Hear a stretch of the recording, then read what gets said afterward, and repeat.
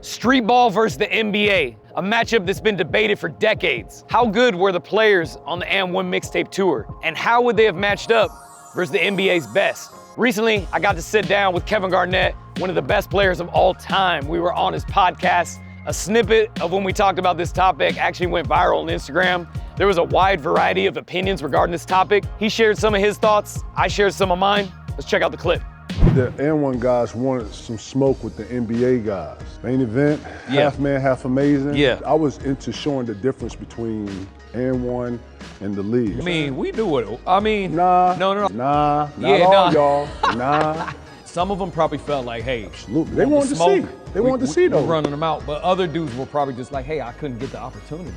The comments underneath this post were very far apart, opposite ends of the spectrum. Some people believe that the And1 Streetball players didn't stand a chance against the NBA and that it's kind of a joke, while other people thought the And1 players would go toe-to-toe with NBA players. In 2022, ESPN did a documentary about the origin of the And1 mixtape tour, and some other NBA players weighed in on what they thought the true skill of the And1 mixtape players were. Let's check it out.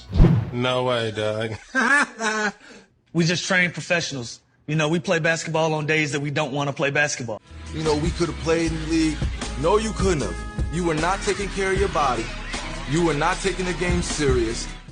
Some interesting opinions there. Be sure to stick around to the end of the video. I'm gonna give my opinion on all this. Now, Streetball versus the NBA has always been a timeless convo, but And1 took it to a new level in the early 2000s. Let's have an NBA All-Star game. I'm with you. Against the Hood All-Star. When you come in the hood, things change. I used to think, wonder why some of the mixtape players weren't in the league, to be honest. My mind tells me it's some players that didn't make the NBA that's better than some of the players in the NBA. As you can see, this has been a topic that's been debated in the culture for years. But what I think's missing every time this comes up is a voice from some of the original And1 legends who are my ex-teammates. So let's get them on the phone and see what they have to say. We're still talking about it 20 years later. It's like a timeless convo. How do you view this convo, this whole Streetball and specifically And1 versus the NBA? Were there skilled players on the And1 tour? Yes, me included, that could have had a run at it at the NBA, of course. You look at it this way. Some of the guys in the NBA right now came up watching us.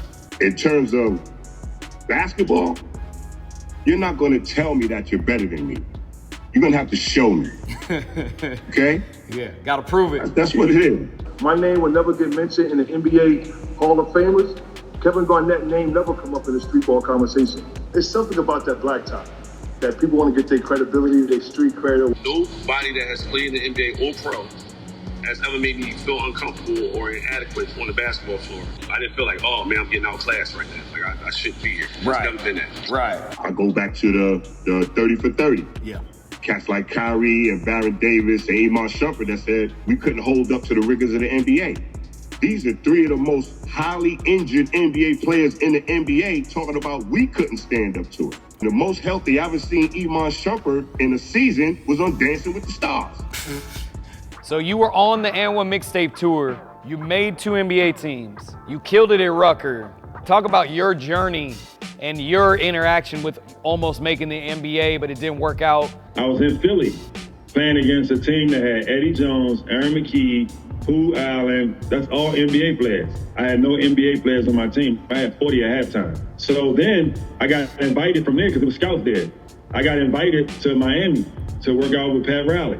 But that game, the very first play of the second half, I shot a 3 and 2 of them ran into me and ran me into the bleachers because they was like, oh nah.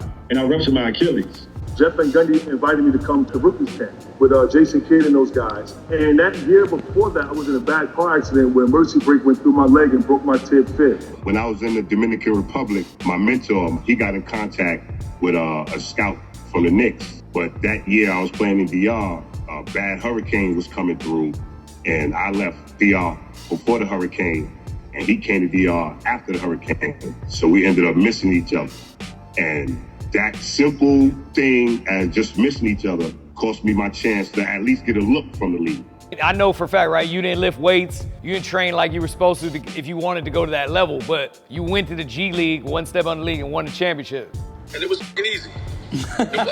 You played in arguably one of the most legendary Rucker Park games of all time. You played in the backcourt with Kobe Bryant.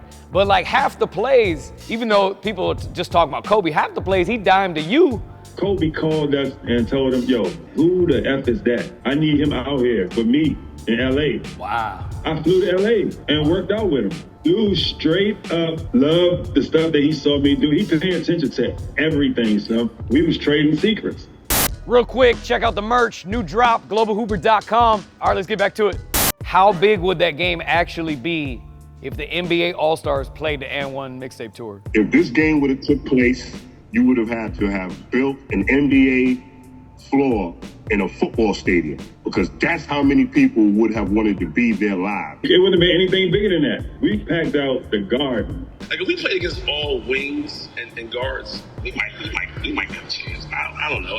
But I'm saying like it'd be way better than they think. Like I think they pride would have gotten to the gist of it, to where they ain't gonna give their all. Guy like Mike James, salute to him. He was like, yo, you know, the NBA is like, you can almost predict what's gonna happen, but on that blacktop, you know what I'm saying? You never know. Joker said a pick, hold your uniform. Like that's part of how we get down. you think I'm not gonna cross over somebody? That's all I'm saying. Yeah, that's what I'm really talking about. They wasn't gonna push up.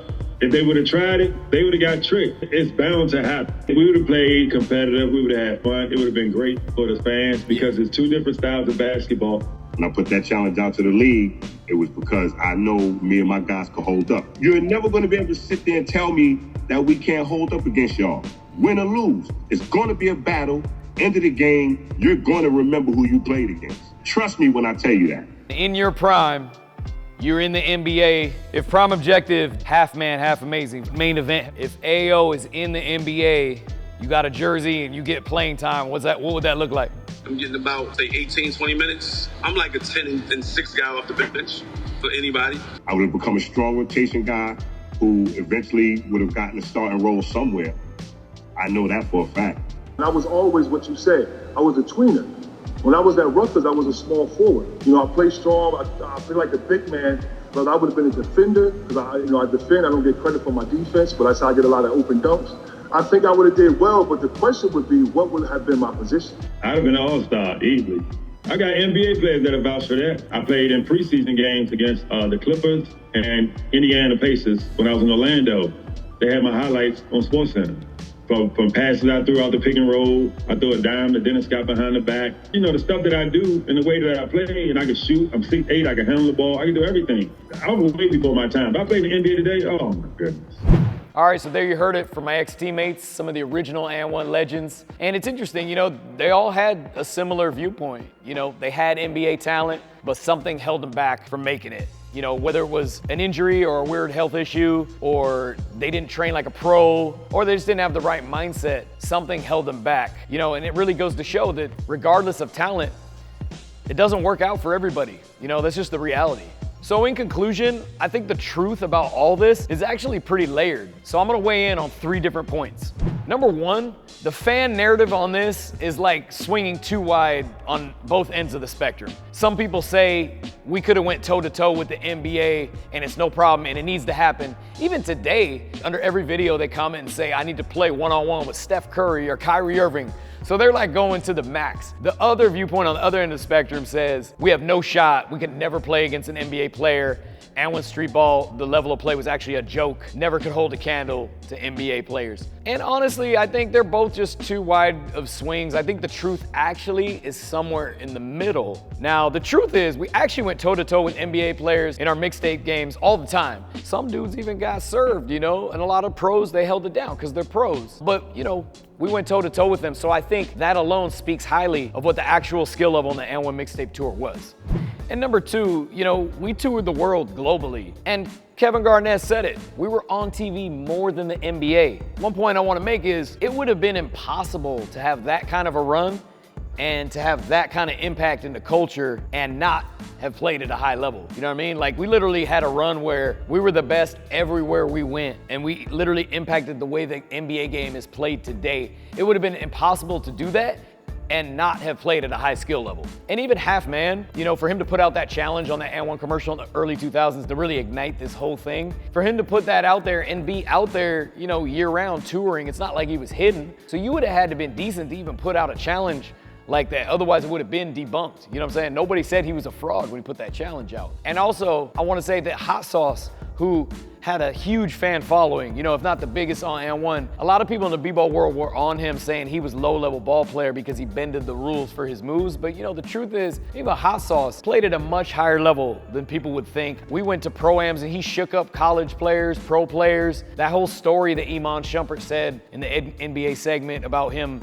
you know, getting his ass bust and them calling him ketchup, it's just, that's not even true. Iman Shumpert was like 10 or 11 years old when we were on And1. So that narrative is not a true narrative. End of the day, man, you can't have a run, you know, like that long and not be at a high skill level. It's just impossible. And in conclusion, number 3, I just want to say this. Professor Live wouldn't even be a brand today if I wasn't birthed into the global hoop scene playing with guys who are at a pro level. If I hadn't gotten to Streetball world at 18 playing with my ex-And1 teammates who weren't playing at a very high skill level, I wouldn't even be where I'm at today. So think about it. You guys wouldn't even be seeing this video if And1 and the level of that play wasn't at a pro level. Big shout out to all my ex-And1 teammates. Major shout out to Main Event, Half Man, Half Amazing, Prime Objective, and AO for giving their time for this video. And I'd love to hear your opinion. Leave us a comment down below and weigh in on the topic. Live fam, thank you guys so much for tuning into this video. God bless. I'll see you guys soon.